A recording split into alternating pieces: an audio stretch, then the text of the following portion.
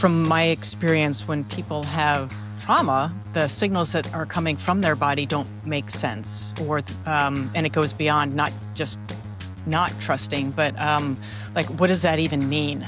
Yeah, I think that that's why one of my primary focuses when I work with somebody is really all around nervous system restoration. Because I think that there's so much that our nervous system holds that impedes our healing process.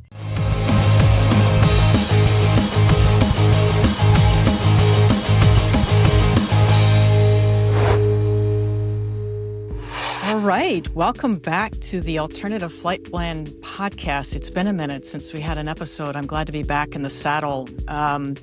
This is where we explore healing paths your conventional medical provider may never mention or even know about. Finding creative solutions to complex problems is critical in healthcare and chronic disease, and I've stepped out of the ready room into the treatment room to share some of these with you. Today, I am speaking with Christine Ruch, a holistic transformation guide who has spent more than 2 decades exploring natural and integrative approaches to chronic illness, including her own experience with multiple sclerosis. Christine's work focuses on whole food nutrition, somatic awareness, and nervous system regulation as core drivers for long-term healing. Her perspective bridges the practical and the introspective, offering an alternative path for those seeking deeper root cause restoration. So, without further ado, strap into your ejection seat, join me. It's time to taxi to the catapult and get airborne on another episode of the Alternative Flight Plan podcast. As we were talking before the show began, she mentioned transformation, and I would love to dig into the difference between change and transformation. But I want to start real quick with, I just got back from a plant medicine retreat in the Denver area. And as we're going around the preparation circle, I was staff. I was helping to facilitate. Telling a little bit about ourselves. I mentioned that it's not on my website, but I've been calling myself a transformation doula. And as I was reading through your website, I'm like, this is a kindred spirit, because you do a lot of transformation and that's specific. So in your own words, because I think it's probably essential to what you do, what's the difference between change and transformation? Yeah, wow, I love that you were just at a plant medicine retreat and facilitating, and I have a deep love of the transformation that happens in the plant medicine world, in the plant medicine healing world. And I think that's sort of like my own path is through my own personal healing path has been more of a transformation. And then also in bringing that modality into my healing has also been a transformation. But what I see in answer specifically to your question is I see like change as a very linear process, and it has a very specific outcome and a very specific goal that's usually held by the coach, who is, coaching a change in behavior or whatever their modality is. Whereas I feel like transformation doesn't come from your mind. It comes from within, and it comes from deep within you. And it's also more of a spiral. It's not a linear process. And so it comes and it goes and it ebbs and it flows. And it sometimes seems more like one step forward, 2 steps back. And it takes its own path, and it unfolds in its own beautiful way that kind of can't be forced. And it can't be forced into an outcome or a trajectory. And it's a matter of holding space for the transformation process itself, which is fully respectful of the fact that it isn't linear and it is born from a different place within and a different place from outside of us. And how can we hold space for that process to just unfold? So. Yeah. So I have a lot of so I'm a naturopathic doctor, so I see a lot of people that are here specifically for medical problems. I have high blood pressure. I want to work on my diet, and that seems rather linear. But I think I'm aligned with you in that it's not just blood pressure. Yeah, it and never is. Right, and I understand that because I've gone through it myself, and I am going through it myself. That transformation is not linear. How do you have that conversation with people that want to come in and say, "I want to feel better, and I want to feel better right now"? Well, I think that if they want to feel better right now, then I'm the wrong person for them. And Okay. I think, you know what I mean? Because Yeah. that's not how I work, and that's not how this process works. And I think, there for sure is a moment of trying to have an understanding and a respect for, and I also believe that we all know this intuitively, right? You can't rush like the healing of a bone. You can't rush like the change of the seasons. You can't rush like the length of a pregnancy and how a birth transpires. Like there are things that you just can't change and you can't rush. And aligning people with like the energy and frequency and vibration of nature, and that we are nature, and teaching a respect for the process is sort of part of the process. But I believe that the people who come to, let's say, you or to me, they've been in a different type of healing modality and it hasn't fully borne the results that they are hopeful for. And so, maybe they want to change their high blood pressure and go on high blood pressure medication, but they haven't changed their lifestyle at all and look at the things that contribute to their high blood pressure. They just want like the magic pill to do the job and fix it while they maintain continuity in all other aspects of their life and expect like that one pill is going to change everything for them, when you and I both know that's just not how it works.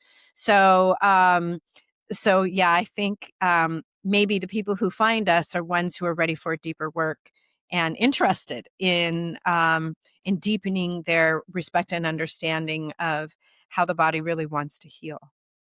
Yeah. I think one of the most profound things I've seen in doing this work is as people peel back the layers of who they are, there and and break down scaffolding of old coping mechanisms and belief patterns is what the question of what if I don't like what I find inside?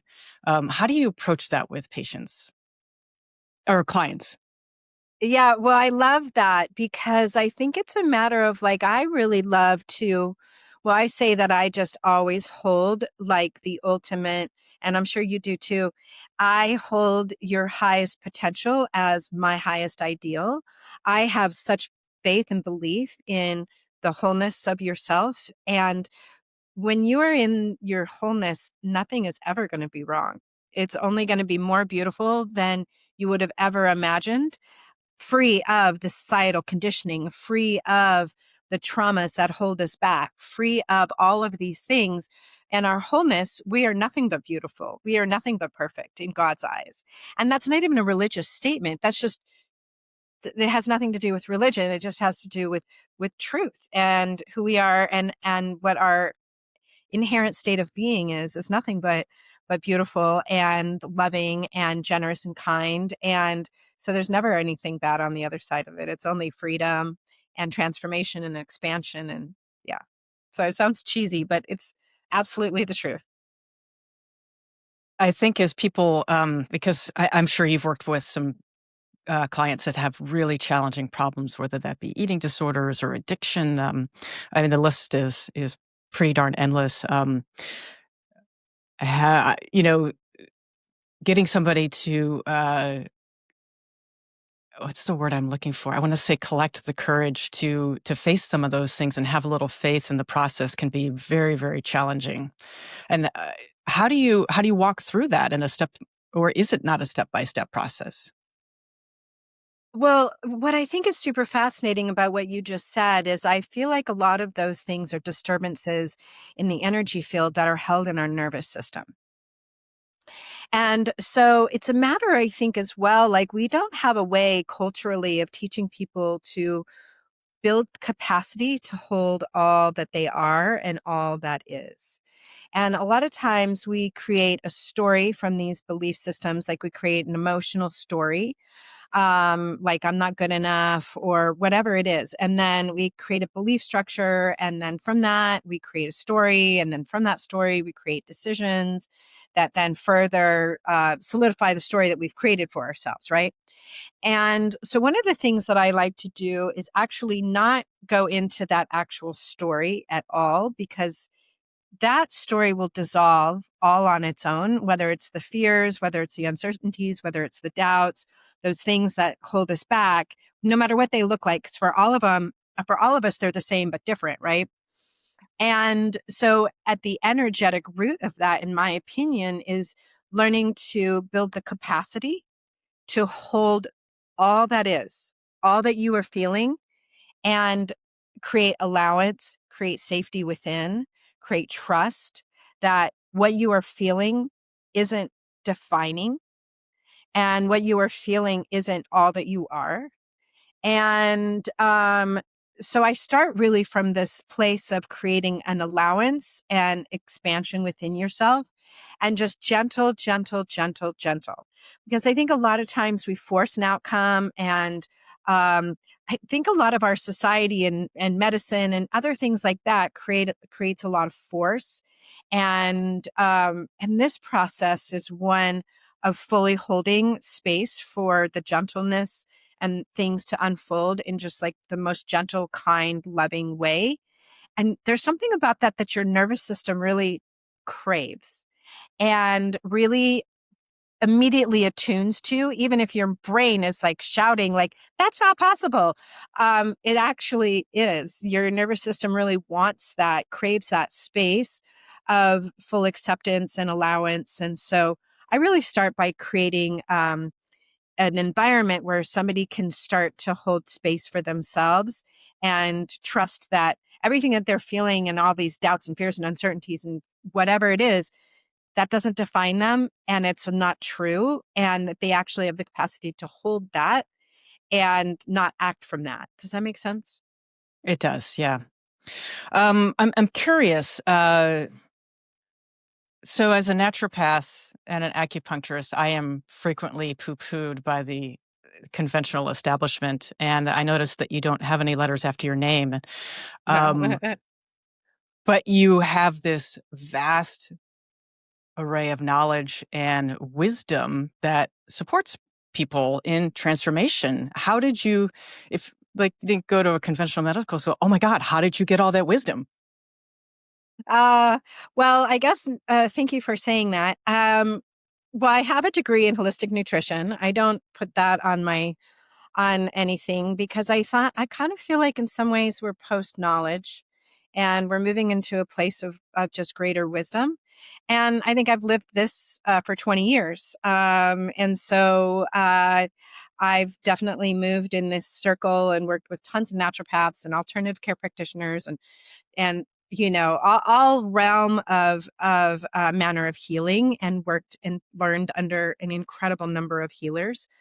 But I don't know. I think it's just maybe my calling in this world to acquire this wisdom and see it born from myself. This isn't something that it's something that I live, and it's something that I absolutely am myself. And so um yeah, I think it's just an acquired thing over time. And I also believe that it is my calling in order to be able to express these other ways in which we heal to a bigger audience.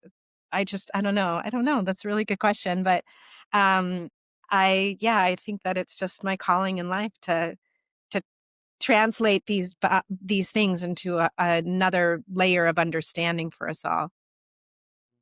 I think the concept of peer-led is an underutilized, and as a veteran working in the veteran space, I've seen some of the most successful programs be the ones that are peer-led, and yours has that feel to me. Yeah, Particularly thank since you you've had very your much. own, yeah, particularly since you've had your own significant healing journey. Why don't you walk us through some of the challenges that you've faced and how you arrived at where you are?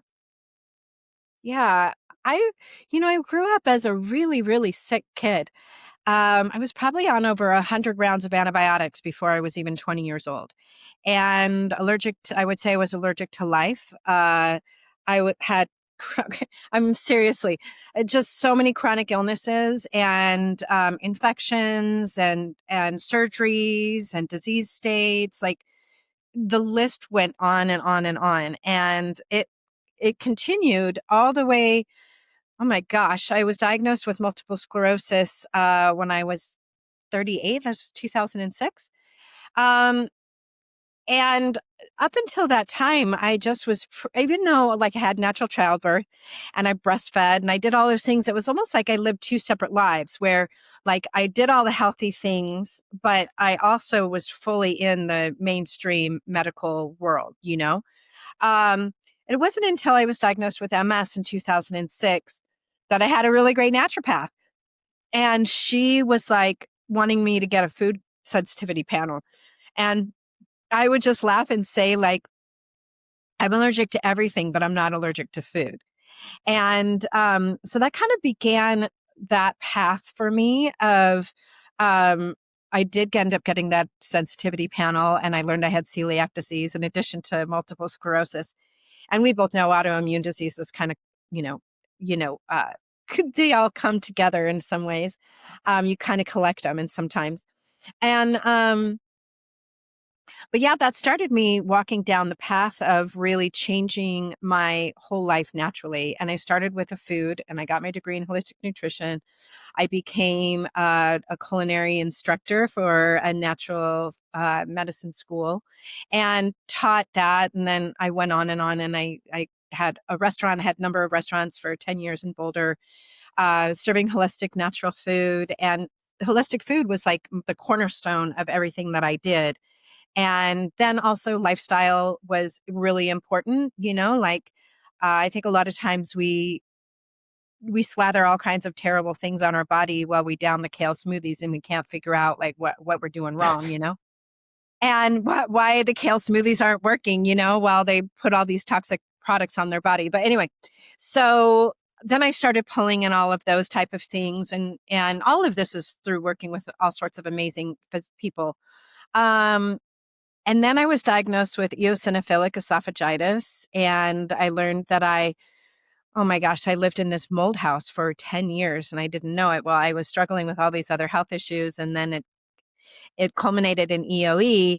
And oh my gosh, I could go on and on. But I think the biggest thing that started happening through this all is that I never lost faith in my own ability to heal. I always held at my highest ideal that I could thrive in the fullness of life.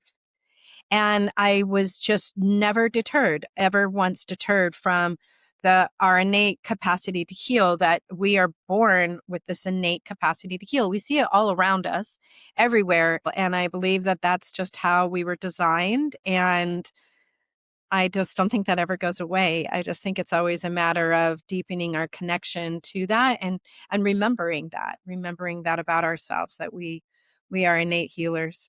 And so now I guide other people to remember that within themselves and break free from the conditioning and things like that to come into their wholeness. I think that's a really important point, and it's one of the cornerstones of naturopathic medicine is to supporting the V's, the innate healing intelligence. I hear very frequently from patients that come in to see me that my body has betrayed me, and I do a lot of reframing around that. And it sounds like maybe you do too. It's like, well, your body's not betraying you; it's giving you some messages, and perhaps it's time to listen to what those are. Yeah, absolutely. Absolutely. Yeah, I remember being in that place in my health as well, you know, that like I'm trying everything I can and my body is betraying me. I think one of the biggest reframes is like, what if there's nothing wrong with you? You know, what if there's absolutely nothing wrong with you? And it's in fact that your body is talking to you. And for a while I thought that everything was wrong with me. And but learning to really reframe it, like there's nothing wrong with you actually. It's your body's infinite intelligence that's communicating with you. And I think once people start to first tap into that a little bit, and then they start to respect what their body is saying and take aligned action to address it, it's almost like this positive feedback loop that starts to develop, that they begin to trust their body, and then their body begins to trust them. And then all of a sudden it builds on itself. And so it might start out kind of slow. Um, but it truly does happen that way. And I know you see it with your clients as well. It's like once they start to trust and believe that actually there's nothing wrong with them, everything is actually right. They just need to start listening. Yeah. And then if they start to listen and then take aligned action, and then their body responds positively, then that just creates this positive feedback loop. And then you just start building on the healing process from there. It happens really naturally and organically, you know? Yeah. I think one of the frustrating parts is that that process takes some time. And if, from my experience, when people have trauma, the signals that are coming from their body don't make sense, and it goes beyond not just not trusting, but like, what does that even mean? Like, what is this signal Yeah. telling me, and what is my body trying to tell me? Yeah. I think that that's why one of my primary focuses when I work with somebody is really all around nervous system restoration. 'Cause I think that there's so much that our nervous system holds that impedes our healing process. Um, because that's just how the nervous system works, and trying to keep us safe. And we don't actually have a way of understanding that you can actually modulate your nervous system, that you can work with your nervous system, that it's not this nebulous esoteric thing that you can't find within yourself. And there is also, I think that you and I recognize that there's a lot of somatic healing modalities that are starting to become more and more available. People are more and more in touch with like somatic experiencing and Hakomi technique and different things like that that are really important, or even a vagus nerve sort of reset, those type of things. And also starting to recognize that our body does hold all of the trauma that we were never able to experience or process in our entire lives.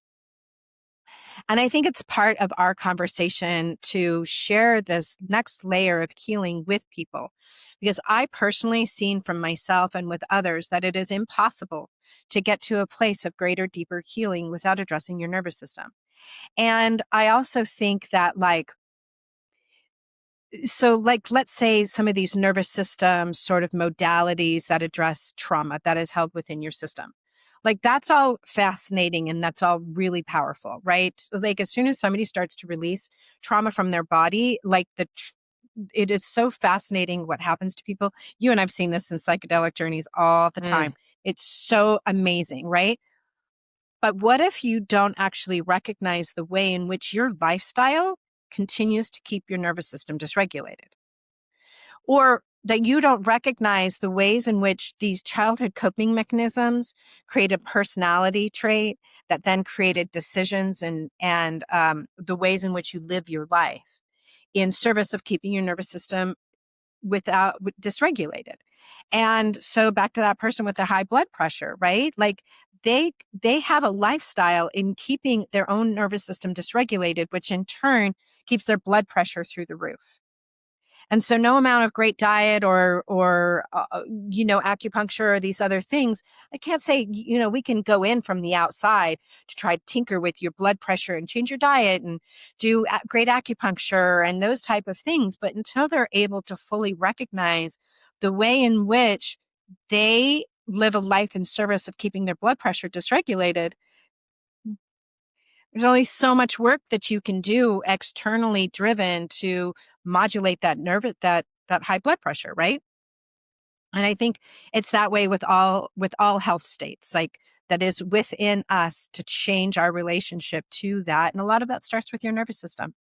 So that's why I go into nervous system restoration, and I don't dwell on all these data points.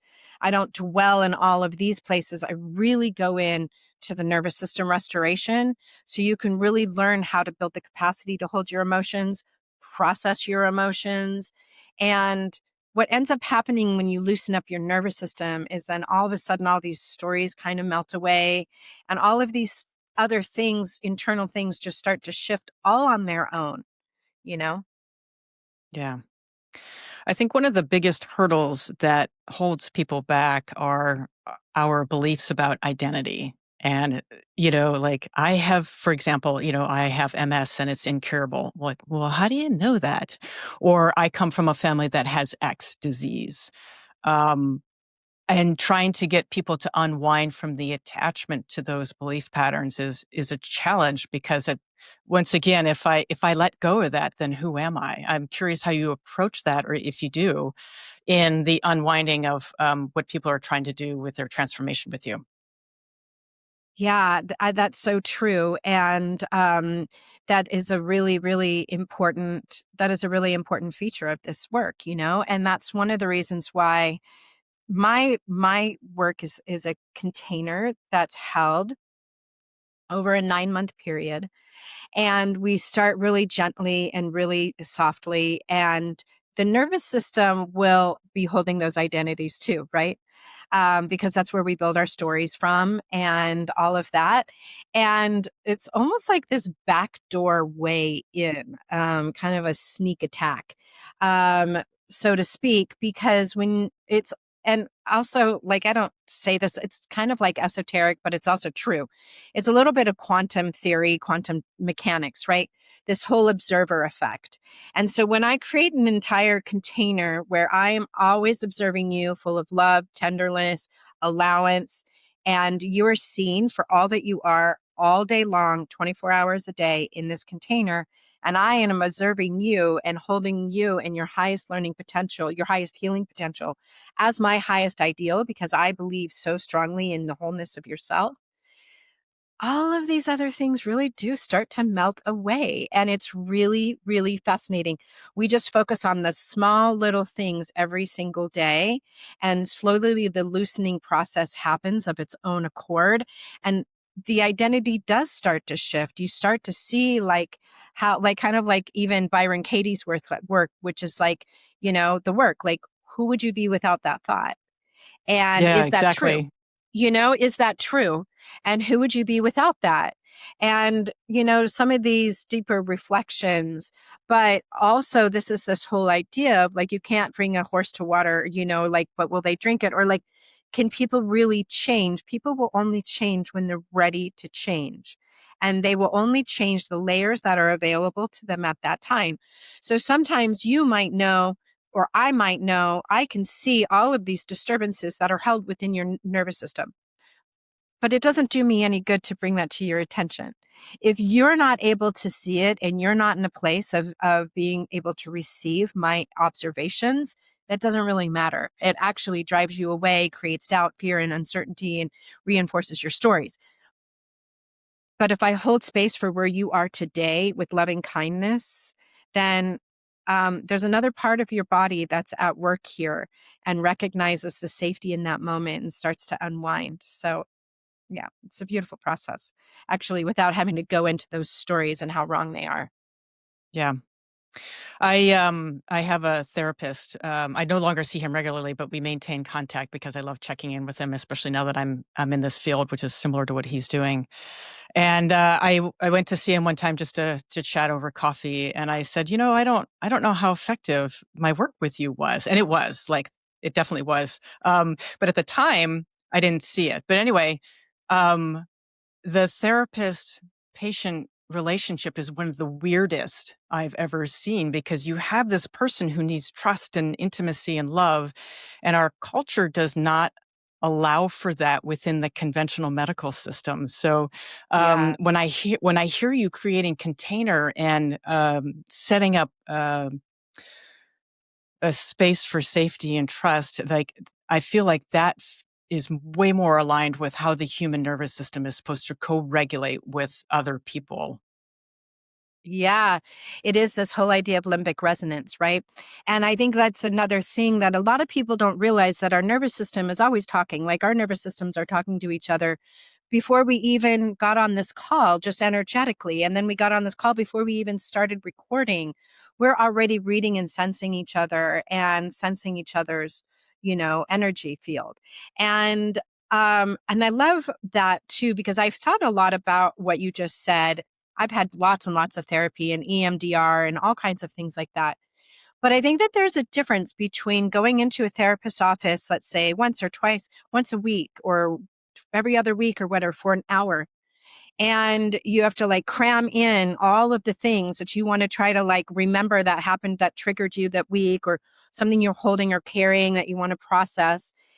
And it's much different than creating a container where we're always in constant feedback 24/7, never ends. I'm always holding you, never ever stop holding you from the moment we enter the container until the moment the container is over. You are always held, always accepted, always invited to share your reflections, share your fears, share your uncertainties, share your concerns. I'm always reflecting back to you a higher thing that helps your nervous system begin to settle into alignment. It's the observer effect. I'm always observing you. You're always being witnessed for everything that you are. A lot of times we go into therapy, we're not always witnessed. We're afraid, like, is that therapist going to judge us? Mm. And trying to fit it all in an hour, and then try to pick up where you left off 2 weeks later, right? And so this is a little bit different where you are free to be you all the time and held with love and acceptance for all that you are, with no judgment or expectations for anything other than your inherent fullness of self. And I hold that for you for the entire time, and I never ever drop it. And there's just something magical that happens in that resonance, what you're just saying. Absolutely. I see it time and time again and I see it specifically within the medicine space, right? But it can happen, like the medicine's not, when I say medicine for those who are listening in for the first time, I'm talking specifically about psychedelics, mushrooms, MDMA and that sort of thing. Ketamine may be included in that. But I love hearing people say, I have never been seen the way I've been seen here. And I love the vulnerability that comes out. And I think that's why people say, well, I had about 10 years of therapy in the space of one 4 to 6 hour experience. Yeah. Yeah.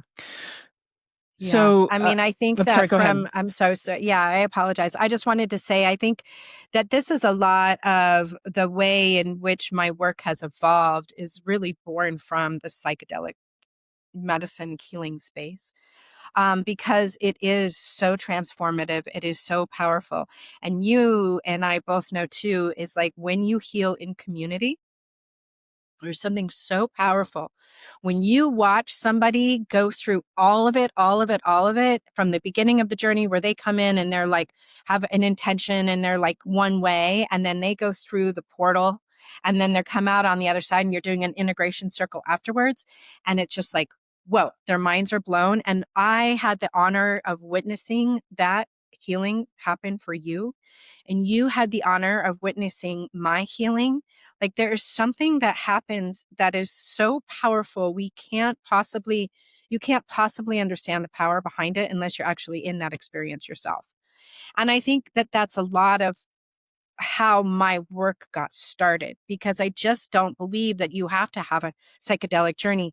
I know that that's not for everybody, but I do believe that you can create the conditions within which those type of healing, that natural spontaneous healing that's so powerful and beautiful to witness and hold. It is such an honor.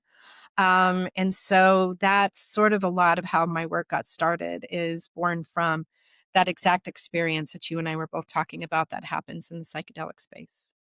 Yeah. I've actually been to 2 retreats in the past couple of months. The first one was a renewal and recovery retreat for women who had been sexually assaulted, and that was not a medicine retreat. And then the second one was the one I just completed, which involved psilocybin and bufo. Uh, Interestingly, both very powerful transformations that occurred in those settings. And I think the message there is, if medicine is not your thing, that's totally cool, but find a community that you can sit with. Having an affinity with that group helps. Like for this group in October, there was a common, I don't want to give it away because that's private information, but there was a common thread between all the participants, and it gave them something to bond over and feel a little bit safe about. But I think one of the challenges in our society is that we're taught that we have to do everything alone. And so going into a space and accepting help or even asking for help is really, really difficult. How do you work through that for folks? Like, it's okay to ask for help. Yeah, for sure. I think I went through this process myself, the process, the container that I hold, and learn how to do this work with other healers, and they also serve medicine as well. But and so definitely I went through it myself. And at the beginning, it feels really awkward. And I was like, what do you mean I'm supposed to share everything? Like, what do you mean I'm supposed to call you? And they would message me and be like checking in. And I'd be like, okay, what am I supposed to tell you? And I did. I had a lot of fear. I had a lot of insecurity. I had a lot of uncertainty. I was like, really? You want to hear about this? Like things that I thought were so benign or were beneath me to bring into this sort of like circle. I was like, do I really want to share that with them? Like that feels like so high school, or that feels so like I feel so insecure about myself, or that doesn't seem relative to or relevant to healing. You know what I mean? That's like my own quirk of personality. And so yeah, it does, because they just reflect back all the time, like the permission, the allowance, the allowance, the allowance, the allowance, the allowance. And when you keep hearing and feeling the spaciousness, the allowance, the acceptability, the allowance, the allowance, the allowance, you start to feel more allowance for yourself. You start to think, well, maybe I will share this little thing that seems so silly. And then you share the silly thing, and then that's met with full allowance and full love. And you're like, oh, that actually felt kind of good. And so then slowly the trust is built, just like any other relationship. Yeah. I do have to say, I had told my producer Emma that I'm trying to get guests that are less about psychedelic medicine, because my podcast is about alternative medicine, not necessarily psychedelic, and I keep finding my way back here. So I keep, I keep stumbling into it, but it's beautiful, and I don't know that I would call it necessarily the wave of the future. I would say that it is a possibility that I am really grateful is opening to the consciousness of Western culture. Yeah. Yeah, but what I think that I'm hearing, and I love that too, because yeah, not everybody is going to do that work. And I don't think that everybody should do that work. But my personal feeling is, having done so much of it myself, and the power of it is, how can I distill the features of it that are so powerful to the everyday person for their own healing? And I know you do the same thing, right? You hold that space for others. And so that's sort of my work. That's something that really appeals to me, is how can I take the wisdom from the experience itself and distill it so that it's accessible for more than just you and I, who have the for whatever reason we've been called to go into that space, right? But I do believe that we are the bringers of the voice and the medicine to the people, even if they can't, for whatever reason it's not available to them. That's okay. That doesn't have to be. I think what's available is for me to bring the message in whatever way, or create the container, or share the wisdom, or whatever it is. I think that it really depends on people like you and I to be able to distill this type of wisdom, consciousness wisdom, to more and more people, because it is this different consciousness that is absolutely accessed, and it is all around us. And I think that it's a huge blessing that I have been able to be in this place in my life. And maybe you feel this way as well. Like, it is imperative for people in their healing path to recognize that we are so much more than what mainstream medicine would have us believe. It's disappointing how conventional medicine approaches the human body as if it's just pieces, parts, and we're a slab of meat on an exam Yeah. table, which totally Mhm. depersonalizes it. And if people aren't dissociated enough, boy, when they I feel like go into a conventional medical setting, they're going to dissociate even more. So I love that we're finally opening this freeze. for the ability for people to access things that are way more warm and welcoming and invite you to be present instead of dissociated. Yeah, for sure. Yeah. Yeah. All right. So we got a couple minutes left. This podcast hopefully will be out there forever, available for people to listen to. So God only knows what time of year they're going to be listening to it. But for now, for the sake of context, we're approaching the holidays, which, again, in our culture, we have a tendency to blow everything out of proportion. But nervous system regulation so important. I'm curious on your thoughts on approaching the holidays. How can people help themselves regulate? How can they take care of themselves and still show up with a little bit of joy and appreciating the idea of the season for the holidays? Yeah, wow, yeah, the holidays are supercharged, right? I think it's like for whatever reason, I don't know why, it brings in everybody's like stories and dysfunctions and traumas and dramas, and it's really funny. And I think or not, it's actually really difficult. And then we buy into that collective drama that our family holds. And then all of a sudden we start identifying with like who we were when we were 12 and all of those kind of things. And I don't know. I think maybe just taking a deep breath every day before you go into these experiences like holiday parties or gatherings or whatever, before your children come home or whatever it is. And just remember, like, you are not that. You are so much more than that. And also, it's okay.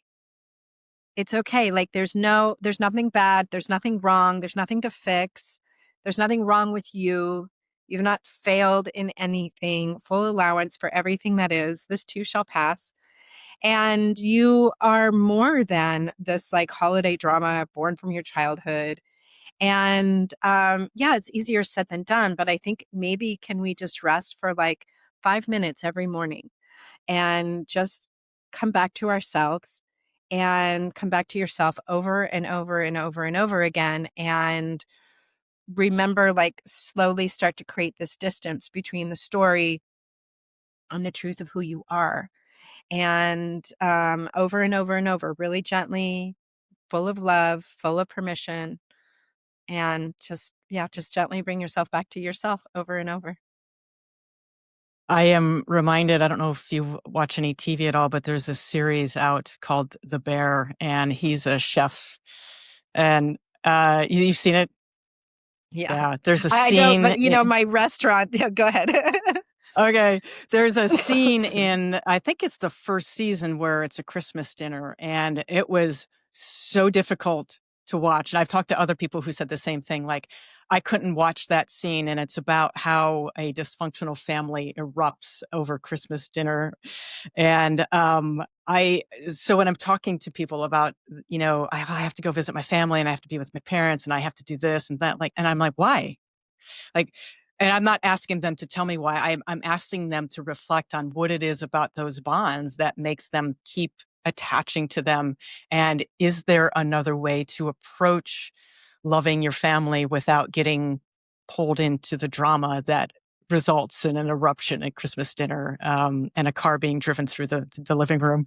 If you haven't watched the series, I just spoiled I just spoiled the end of the scenes there. But anyway, I think it's a good example of perhaps what not to do. But I understand we get tied into these things, but there is a different way to approach that. All Yeah, right. there is a different way to approach that, and I think we can begin by being the first one to approach it differently, and maybe removing ourselves from the circumstance, removing ourselves before the dinner and the turkey gets thrown across the room, like removing ourselves and say, "Actually, this is not good for me. I'm gonna just dip out early tonight," or yeah, like start to be the first one in your family to make a different choice. And yeah, that show, that's dysregulating to my nervous system from my restaurant background. So I try not to watch that show. Okay. I've asked a couple chefs I know if it's like that, and they just kind of shake their heads. So I'm like, okay. I'm glad I never became a chef. So Yeah, they definitely produce that on purpose to make you feel like you're actually in the kitchen. So yeah. it's pretty chaotic. Yeah. Anyway, Yeah. so the work in Costa Rica that you do, how is that the same that you do in Boulder, or is that a little bit different?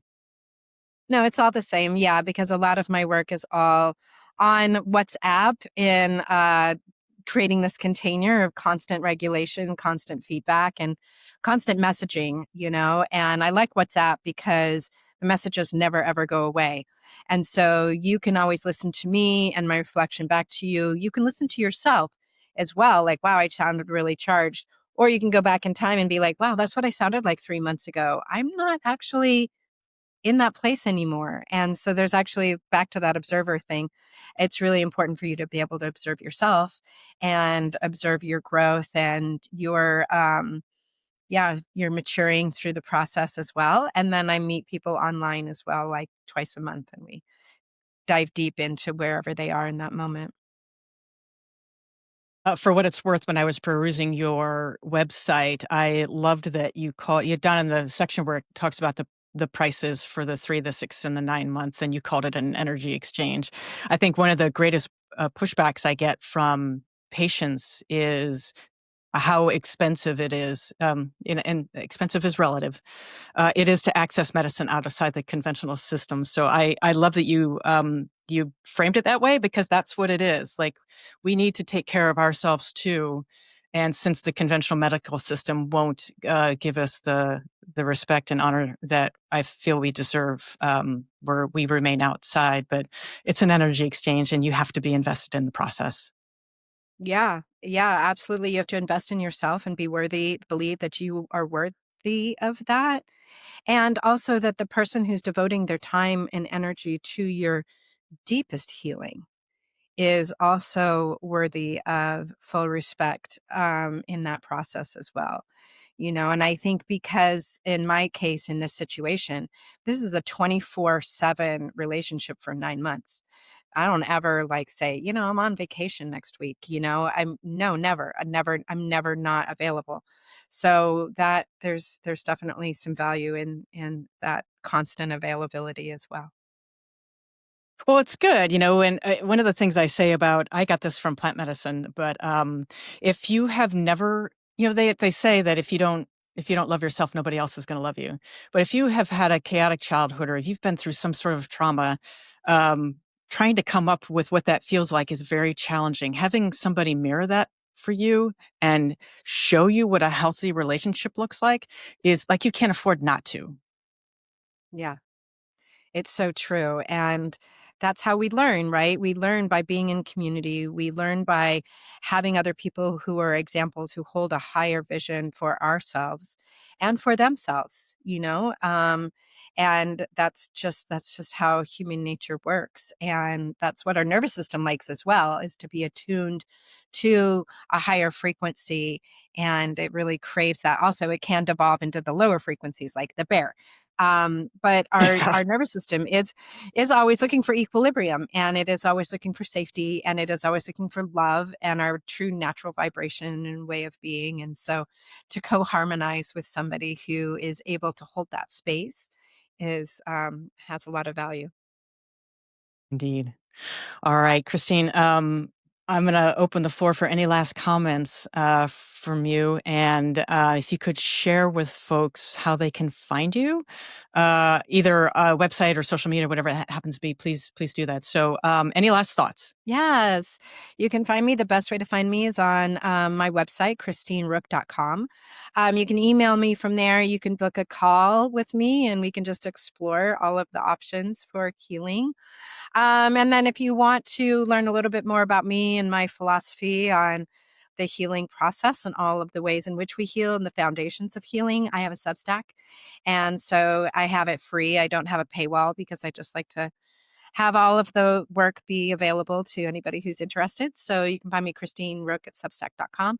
And look forward to connecting. Fantastic. If you're in the state of Washington and you need a naturopath, look me up. I do telemedicine. If you're in Port Townsend here locally, look me up, come on in and chat with me about how we can start creating your transformation. I am available on all the major social media platforms, like, subscribe, follow, all the things, Instagram, Dr. Kristen Barnes, LinkedIn, Dr. Kristen Barnes, and Facebook at Meridian Passage Wellness and the Alternative Flight Plan podcast. I think I got them all. I need to have like a list. We can just roll it at the end of the show for all the things. So, all right. Well, that's all we have for today. Take care of yourself during the holidays. Don't have any family meltdowns. I'm making light of something that perhaps I should make light of, but just know that if you need help over the holidays, you can reach out to all kinds of resources. And we can list those at the end of the show, but the National Suicide Hotline, and you can always reach out to me at hello@Meridian Passage Wellness, and I can get you connected with the resources you need. So take care of yourself, find some joy in the holidays, and we'll see you next time. You can find the Alternative Flight Plan podcast on all your favorite podcast platforms, and please remember to follow because we have a whole year of podcasts coming up starting in January. So you want to get notified when new episodes come out, find us there. And we look forward to you joining us.